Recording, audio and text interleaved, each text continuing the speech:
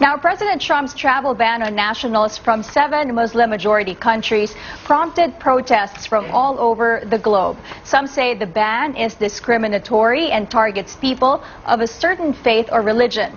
We now speak with Mr. Yasser Saad, head of United Nations High Commissioner for Refugees, to find out how Trump's new immigration order can affect the resettlement of refugees. Good afternoon, and thanks for joining us. Thank you.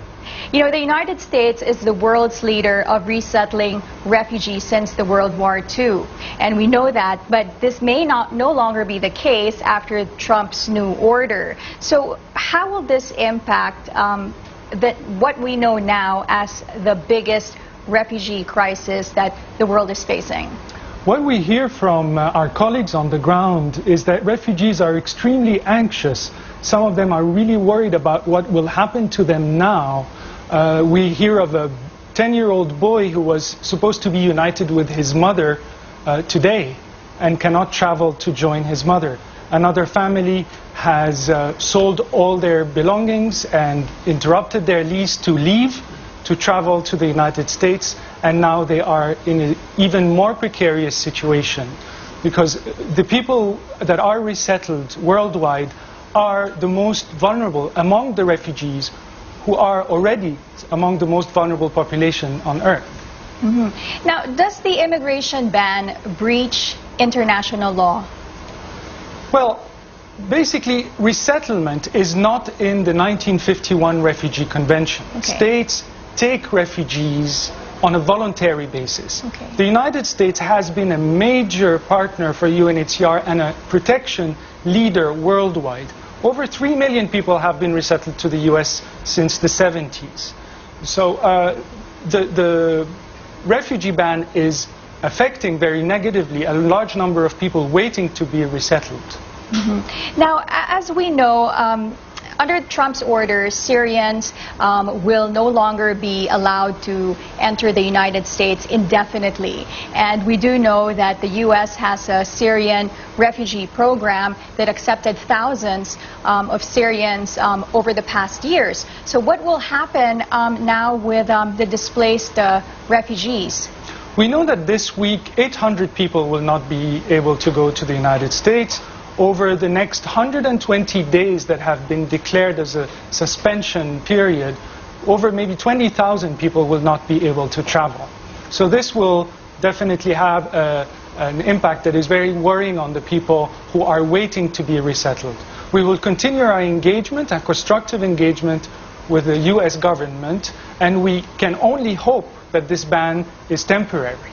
Right. Now, President Trump reset the refugee quota from 110,000, which was set by the Obama administration for fiscal year 2017, down to almost half, 50,000. Yes. So what can the Trump, that's a big number, what can the Trump administration do to lessen the impact of this for displaced refugees? We have now worldwide over 65 million people forcibly displaced. 21 million are refugees. Only 1% of this number may have a chance to be resettled. So, of course, the reduction in number of people who can be resettled is really a big blow to the situation of many of them who are waiting to be resettled. All we can hope for is that through constructive engagement, we can continue to engage the government of the US to find solutions for this group and continue our resettlement program with other countries who are willing to receive refugees. Since you mentioned that Canadian Prime Minister Justin Trudeau did mention that he will accept refugees that are not able to or that are not accepted in the United States, but he will accept them temporarily. Does this help? Absolutely. Any goodwill, any increase in the quotas of refugees accepted across the world is a very welcome step to find solutions for people, once again, who are in a very dire situation. So even recently, the declarations that were made by President Duterte on positive signs towards refugees is welcome. And individual people can also contribute. They can perhaps also sign up for the hashtag with refugees. People can donate. There are international solidarity movements that can be made by individuals and communities to help refugees in the meantime. So far, since you've seen the news broke about the new immigration order by President Trump, what are the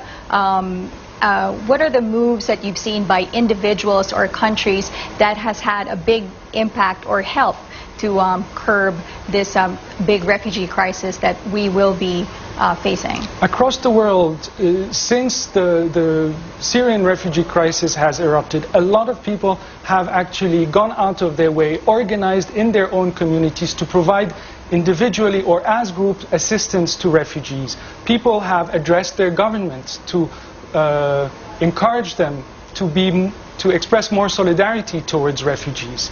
And this is something that we, of course, encourage because we need all the help we can get to provide assistance to a number that is ever growing of refugees. All right. Well, thank you so much for joining us this afternoon. Thank you.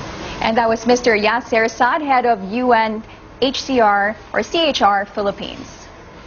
Over 1 million people